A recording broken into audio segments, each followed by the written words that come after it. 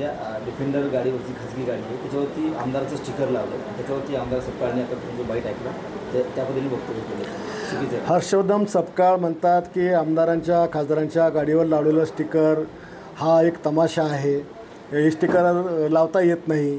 मग तू प्रदेशाध्यक्ष तर पहिले तुझ्या काँग्रेसच्या खासदाराच्या आमदाराच्या गाडीचे स्टिकर काढ आणि 5 वर्ष तू आमदार असताना स्टिकरवरून मिरवला त्याचं काय तर त्याचं उत्तर दे.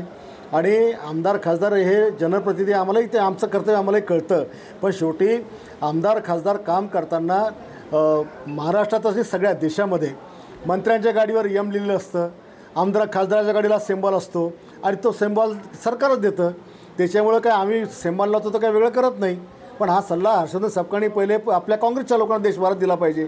अगदी वर्षाच्या दिल्लीपासून देशात जेवढे आमदार खासदार असतील हे शहाणपण त्यांना तिकडे शिकवलं पाहिजे. असं त्यांनी एक दावा केला, तो विषय संपलेला आहे. त्या संबंधित कंत्राटदारांनी सगळं स्पष्ट सांगितलं आहे की 40 लाख आम्ही लिजेंडर गाडी विकून 40 लाखाचं लोन त्याच्यामध्ये डाऊन पेमेंट केलं आणि 1.5 कोटीचं त्यांनी कर्ज केलं. त्यांनी सांगितलं आहे माझं इन्कम टॅक्स बघा, माझं बँक रेकॉर्ड बघा, 6 महिन्याचं वर्षभराचे आमचे स्टेटमेंट बघा. त्या आरोपाला काही तथ्य नाही आहे.